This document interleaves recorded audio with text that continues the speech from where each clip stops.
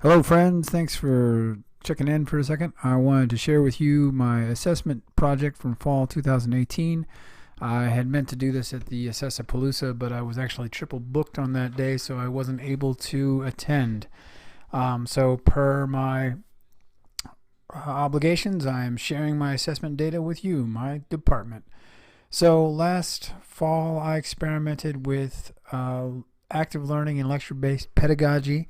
The reason why I was interested in this was because I am a little bit concerned about the application of active learning pedagogy in philosophy, because I think philosophy is very helpful for cultivating critical thinking skills and giving students the ability to develop sustained concentration and focus, all of which has very positive outcomes.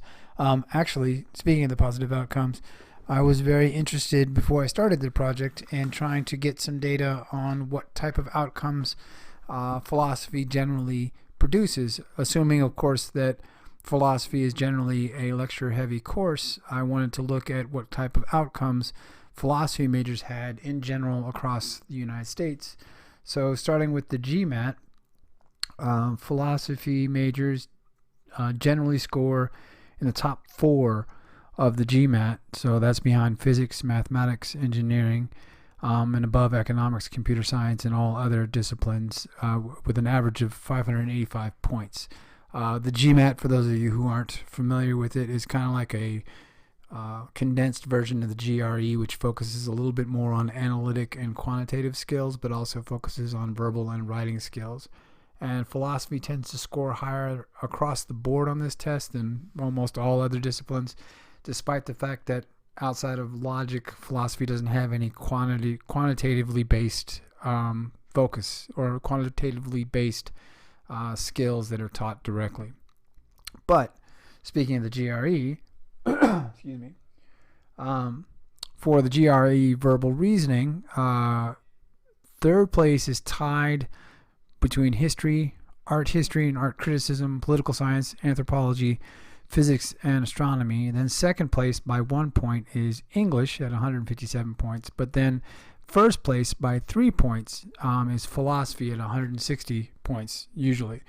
And then, excuse me again, for quantitative reasoning on the GRE, philosophy scores 8th place behind straight mathematics, and then disciplines that are dedicated towards data analysis like chemical engineering, physics, economics, mechanical and electrical engineering, civil engineering, computer sciences, and things like that. So it's no surprise that mathematics has a 7-point lead on philosophy, but philosophy is the highest scoring humanities in GRE quantitative reasoning, and philosophy is still about 6 points higher than accounting, and then in the lead above business administration, political science, secondary education, public administration, communication, sociology, psychology, anthropology, and so on. As far as the analytic writing score, it's a very narrow score. You only get 5 points on this section of the GRE, and in that, philosophy scores higher than most. It's above English and political science, and then the next 3 would be history, art history, and criticism, and anthropology. But philosophy is a firm leader right there. The overall composition GRE score for philosophy is a pretty firm lead. Like, you stand a better chance, and this is the entire list. So philosophy, English, and political science are the highest, and philosophy, English, political science, and physics are the highest, with philosophy having a firm lead, followed by economics, art history, anthropology, mathematics. And for brevity's sake, I didn't go any further down the list. But as far as direct vocational outcome or direct educational outcome, philosophy, again, assuming that it's a traditionally lecture-heavy discipline, it has been doing pretty well for students for a pretty long time. Leaving behind the GRE, there's also the LSAT, and in that, philosophy is tied for first place behind economics. So philosophy, economics, history, English, arts, humanity, and psychology are all the top 6 positions in the law school administration test, according to the Law School Administration Council for 2014 and 2015.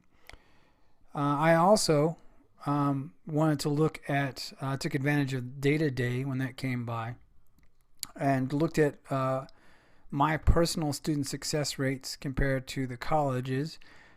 Just as a point of clarification, I only looked at demographics that were in my classes. So, for example, if Native Americans had whatever percentage of success rate between 2016 and 2018 for the college as a whole, if I didn't have any Native Americans in my class during that time, I just didn't even look at that demographic, but instead only looked at how I rated up against various populations with the school as a whole. So for clarity, my data is on the right and Front Range's data is on the left.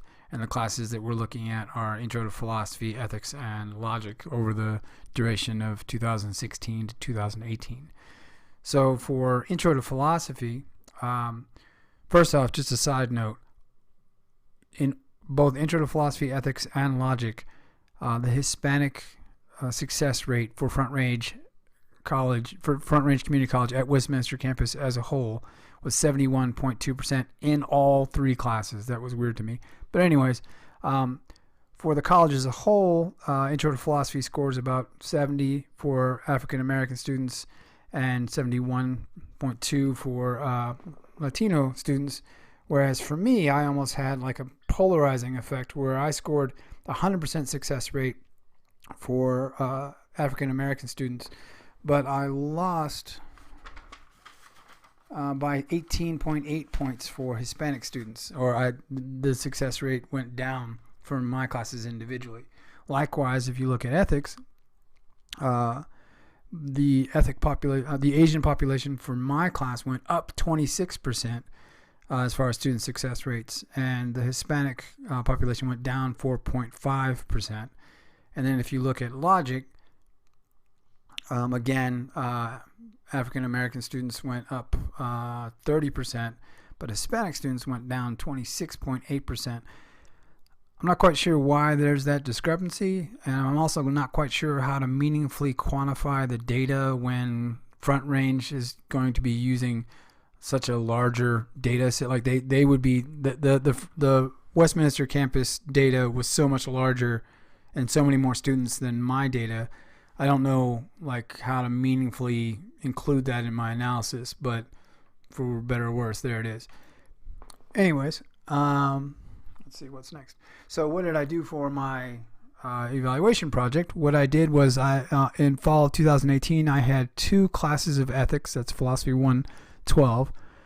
And so on the Monday-Wednesday class, I just did my normal pedagogy with a few modifications. I never do exactly the same class twice. But on the Tuesday-Thursday class, I tried to strip away all this lecture-based material and go only with active learning pedagogy, which meant I had to kind of scale back the content because I didn't have enough time to cover it without a lecture. And so we had more in-class activities.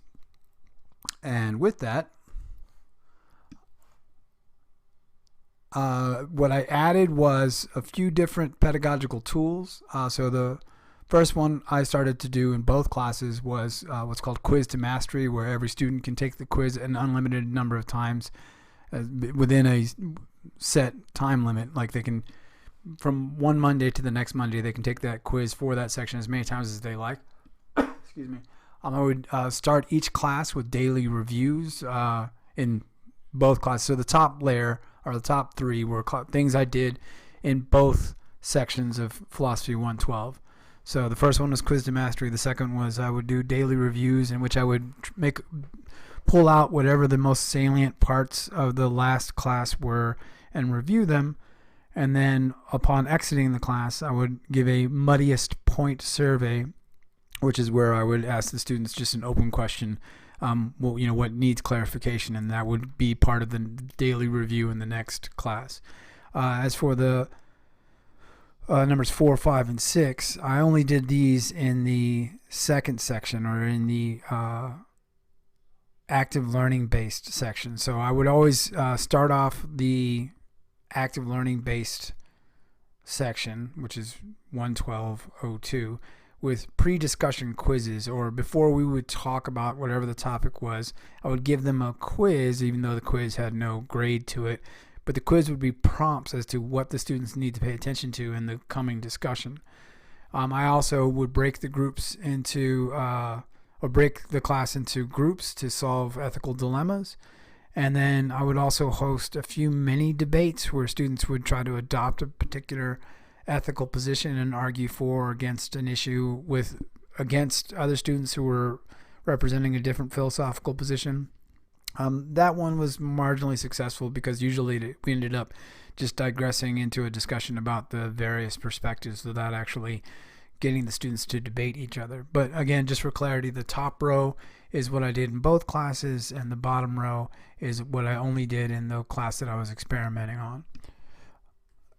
As for how I rated the students, I had the good fortune of being able to use a rubric that I had been collaborating with several other people over the last few years in a philosophy scope project. So this is a critical thinking rubric. It's pretty intense. I don't want to drag us down into it, but what I would do is I would rate students that scored within the proficient or developing sections of the rubric. If they consistently scored in those two categories, or their work consistently showed up in those two categories, then I would see that as evidence of the student having a breadth of knowledge. That is, they have a conversational grasp on the topic. But if their work consistently showed up in the exemplary and proficient categories, then I would say that they have a depth of knowledge, or that they have an exceptional grasp of the material. So that's how I evaluated the two classes, and the results were not too earth-shattering. So in the traditional pedagogy, or traditional more lecture-based class, I saw a slightly greater breadth of knowledge. It seems that they knew they knew a little bit about everything. So the average for the midterm was 79, and the average for the final was 86. And the average for the overall weekly assignments, if you lump them all together, was about 75.85. And that's for 27 students. For the active learning group, the Philosophy 112.02, I saw a slightly greater depth of knowledge, meaning that like students could talk at greater depth about a few issues, but they didn't have the same breadth as the other class. So putting it as simply as I can, one class knew more content but not in great detail. The second class knew less content but in greater detail. So the active learning class, their midterm was 79.5, not really a meaningful difference there, and the final was 90, which is 4 points higher than the other class. Their overall weekly average assignment, which was more individualistic, was 84, and there were only 20 students that finished that course. So I don't really see any like statistically significant differences between the two classes, but bear in mind we're only talking about 47 students, so take it for what it's worth. It was very interesting. I enjoyed experimenting with it, and in all honesty, I use a little bit of both now, or I see that I have from this experience a richer toolbox to call upon, but I certainly haven't abandoned any tools. I've just added new ones to my toolbox. So that's my spiel. Thanks for taking 15 minutes to listen to me. I hope you guys have a great day, and I'll talk to you later.